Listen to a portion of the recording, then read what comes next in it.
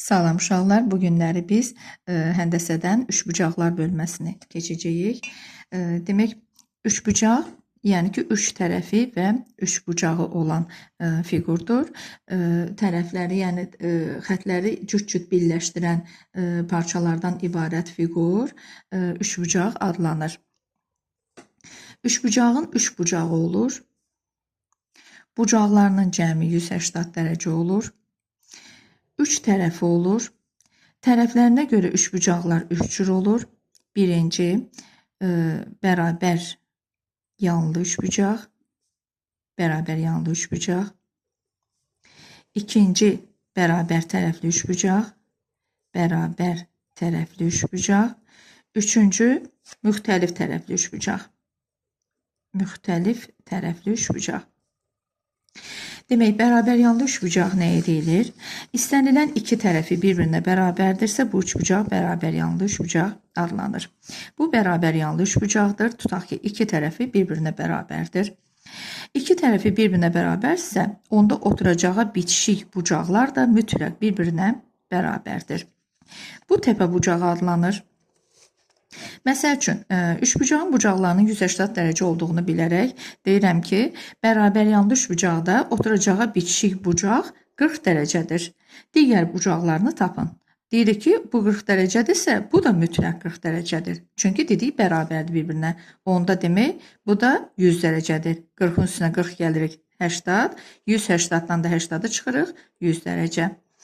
Desə bizə ki, təpə bucağı 100 dərəcədir, oturacağı bitişik bucaqları tapın. Neyinirik? 180-dan 100-ü çıxırıq, eləyir 80, bölürük 2-yə, 40 dərəcə, 40 dərəcə. Demək, bu bərabər yanlı üçbucaq. İndi keçdik bərabər tərəfli üçbucağa. Bərabər tərəfli üçbucaq bütün tərəfləri bir-birinə bərabər olan üçbucağa, yəni üç tərəfi, üçü də bir-birinə bərabərdirsə, bu bərabər tərəfli üçbucaq adlanır. Bərabər tərəfli üçbucaqda isə bütün bucaqlar bir-birinə bərabər olur. Üç bucağın üçü də bir-birinə bərabərdirsə, onda hər biri neçə dərəcədir? 60 dərəcə. 180-ı bölərik 3-ə, bərabər olar 60 dərəcəyə. Hər bir bucağı 60 dərəcədir bərabər tərəfli üçbucağın. Müxtəlif tərəfli üçbucaq nəyə deyilir? Tərəfləri müxtəlifdirsə, buna müxtəlif tərəfli üçbucaq deyilir. Üç tərəfi üçü də müxtəlifdir. Buna bərabər tərəfli üçbucaq, daha doğrusu müxtəlif tərəfli üçbucaq deyilir. Üçbucağın indi keçək bucaqlarına görə, yəni ki, neçə növ olmağına baxaq. Bucaqlarına görə isə yenə də üç cür olur. İti bucaqlı üçbucaq. İkincisi kör bucaqlı üçbucaq. Kör bucaqlı üçbucaq. Üçüncüsü düz bucaqlı üçbucaq. Düz bucaqlı üçbucaq. İti bucaqlı üçbucaq bütün bucaqları itidirsə, məsəl üçün elə bu şəkil. Bütün bucaqları itidirsə, bu iti bucaqlı üçbucaq adlanır. Bucaqlarından biri kördürsə, məsəl üçün baxın, bu kör bucaq. Biri kördürsə, onda demək, bu kör bucaqlı üçbucaqdır. Bir üçbucaqda bir kör bucaq ola bilər uşaqlar. Yəni ikinci kör bucaq ola bilməz. Onda bucaqlarının dərəcə ölçüsü 180-i ötmüş olar və həm də heç üçbucağı qurmaq olmaz. Düz bucaqlı üçbucaq isə bucaqlarından biri düz bucaqdırsa, onda bu düz bucaqlı üçbucaq adlanır. Üçbucağın biz bir dənə perimetrində deyək. Üçbucağın perimetri nəyə deyilir? Tərəflərinin cəmi A üstəgəl B üstəgəl C.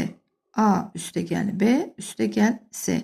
İxtiyarı tərəfli, müxtəlif yəni tərəfli üçbucağın perimetri A üstəgəl B üstəgəl C-dir. Bərabər yanlı üçbucağın perimetri, bərabər yanlıda iki tərəf eynidir. Tutaq ki, bura A-dırsa, onda burada A-dır.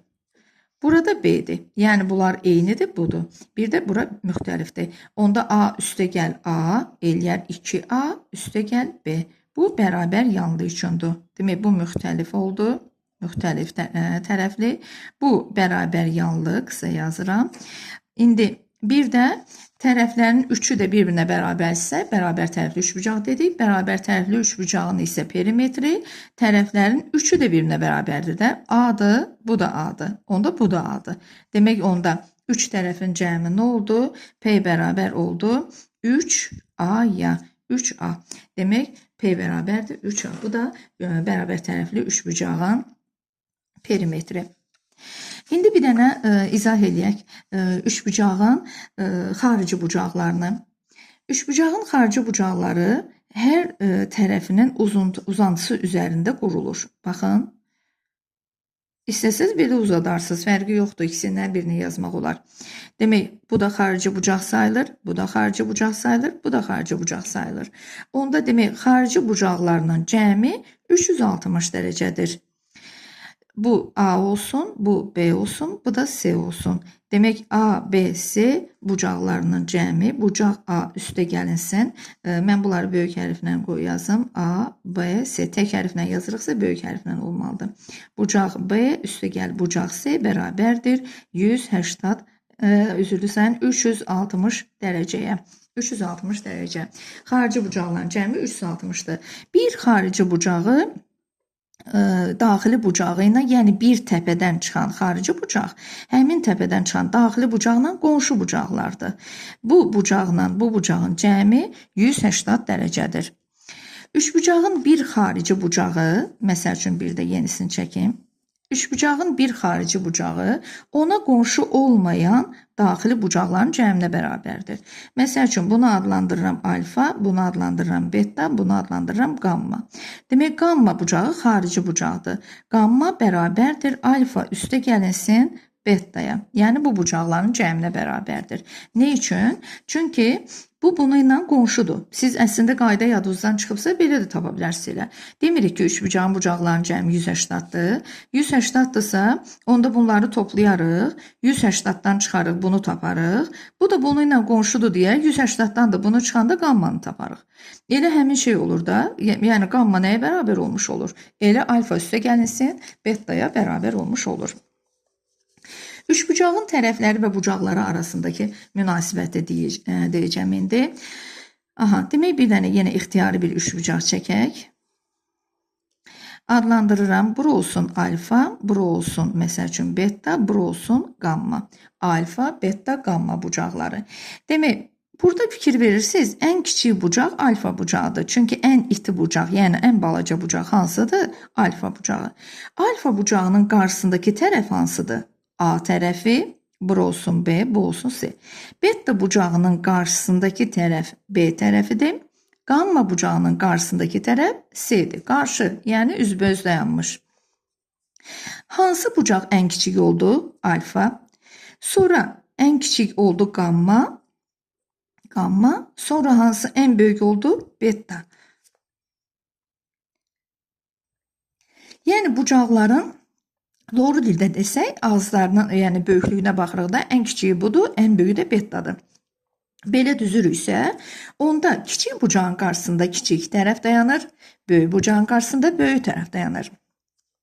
Ən kiçik tərəf demək onda hansı oldu? Alfanın qarşısındakı. Orta hansı oldu? Gammanın qarşısındakı C tərəfi. Ən böyük tərəf hansı oldu? Betanın qarşısındakı B tərəfi. Demək, A kiçikdirsə, kiçikdir B. Yəni, tərəflər arasındakı münasibəti, bucaqlar və tərəflər arasındakı münasibəti də belə yaza bilərik. İndi üçbucağın tərəfləri arasındakı münasibəti yazaq. İstənilən yenə bir üçbucaq çəkirəm. Tərəflərini adlandırıram. A, B, C. Üçbucağın iki tərəfinin cəmi üçüncü tərəfindən kiçik, fərqindən isə böyük olmalıdır.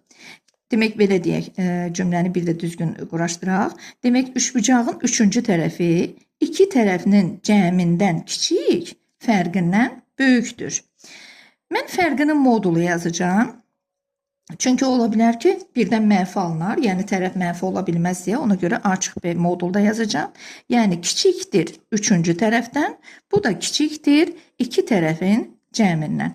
Məsəl üçün, belə yazıram. Deyirəm ki, bura 4 santimetrdir, bura olsun 6 santimetrdir. Deyirəm, C tərəfi hansı ölçüləri ala bilər? C ala bilər, deyirəm, 6-dan 4-ü çıxıram, eləyəcək 2. Sonra bir də 6-nın üstünə 4-ü gəlirəm. Baxın, yerinə qoydum da düsturda. 6-dan 4 çıxanda moduldan da elə 2 çıxacaq. 6 üstə gəl 4, 10. Demək, C 2 ilə 10 aralığında qiymətlər ala bilər. 2-nin özünü ala bilməz, 10-un özünü ala bilməz. Ala bilər 3, 4, 5, 6, 7, 8, 9-a qədər ədədləri ala bilər. Bizdən testlərdə soruşsa ki, kiçik perimetri, bu üçbucağın kiçik perimetrini tapın. Kiçik perimetr desə, mən S-yə 3 verəcəm. Yazacağım ki, P bərabərdir. Tərəflərin cəmidir də perimetr, düzdürmü? Bərabərdir 13. Bu oldu kiçik perimetr. Desə, ən böyük perimetri tapın. Böyük perimetr, B. B yazdım. Ən böyük hansı ədədi verə bilərəm? Üçüncü tərəfə 9-u 4 üstəgəl 6 üstəgəl 9 eləyəcək 19. Demək, ən böyük perimetr 19 qiymətini ala bilər. Bugünkü dərsimiz bu qədər. Bu üçbucaqlar bölməsi böyük bir bölmədir. Onun dərsin izahını da gələn dəfəki videoda verəcəm.